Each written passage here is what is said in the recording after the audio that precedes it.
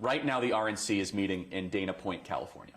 And there are some questions of who should lead the RNC and whether it should be Rana for a 4th term or go a different direction with Harmeet Dillon. What are your thoughts on this?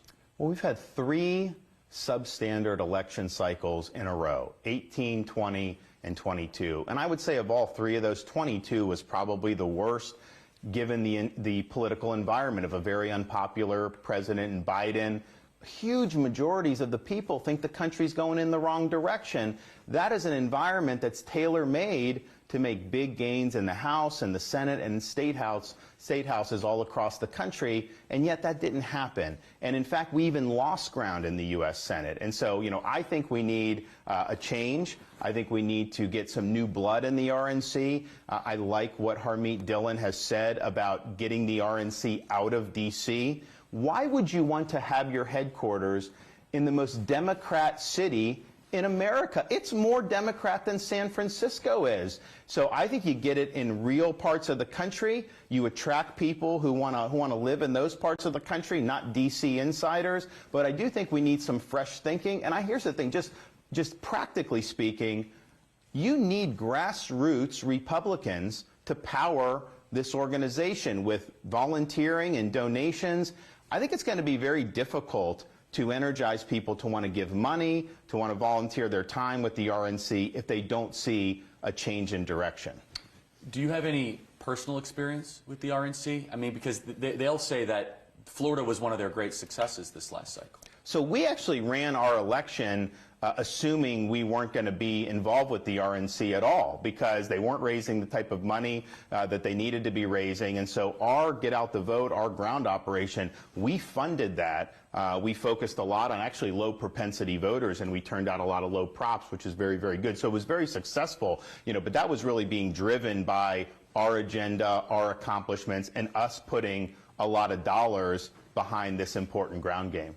Yeah, and I'm talking to a lot of members, and you know, we're going to see how it ends up, and people are kind of looking for direction and for answers. But here's what we do know: 92 to 98% of voters say this is insane. What's happening here? This continue lackluster results. Why are we going to put our foot on the gas and accelerate in a direction that is really against us? And I would just say, hey, look at Florida. Maybe Florida's, you know, a path forward that actually could show us, you know, how we could do things. And so, just kind of closing thought on that, the members are meeting, and you've said, you know, it's time for a change. What other ideas do you think the RNC could embrace, you know, regardless of who wins, to actually have a path forward that can achieve victory? It needs to be less consultant-driven. Okay, this money that's going in needs to go to ultimately winning elections and not to be lining the pocket of so many consultants. So we need huge transparency on that. You know, when we ran our election, we had our digital in-house.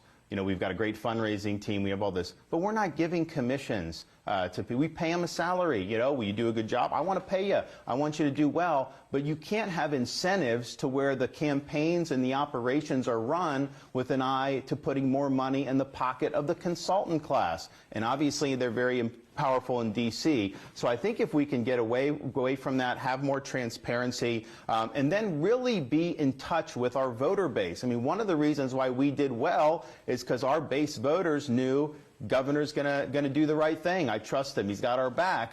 There's not a lot of trust between the grassroots and the RNC up in D.C. In fact, when I would do fundraising, I'd raise money for the Republican Party of Florida. We would do good, but if I did a fundraising for me instead of for the party, we'd raise much more money. Yes. Because they trust the people that they see doing the job. When you start talking about Republican Party apparatus, a lot of our voters are like, yeah, I don't know about that. So we need to restore that trust, because ultimately you want to have an organization that's going to be able to help in a lot of these key races. It's very important. Is it time for us to embrace early voting, in-person early voting, ballot harvesting? That was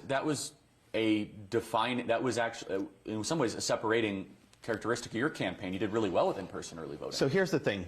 Florida, I work with the legislature. We ban ballot harvesting. I don't think you should have ballot harvesting. Yes. We ban Zuckerbucks. I don't think you should have Zuckerbucks. However, if it's legal in your state, you've got to exploit the rules as they exist. So in Nevada, if it's legal, Republicans need to have a ballot harvesting operation in these rural counties. I would do Zuckerbucks in these places. I think Zuckerbucks is corrupt as hell. Yes. But if it's legal and the Democrats are doing it, why aren't we doing it? So I would say whatever, fight for whatever election reforms you think matter, and I would say ban ballot harvesting, do all that. But if it's not banned, you need to do it, because otherwise we're fighting with one hand tied behind our back. If you have early voting, we need to tell people to vote as soon as they can. And if you have absentee ballots, you need to tell voters to return absentee ballots. And we did that in Florida. And I'll tell you, a lot of the low props who we ended up getting to come out, a lot of them voted with absentee ballots. Really? So whatever the rules are,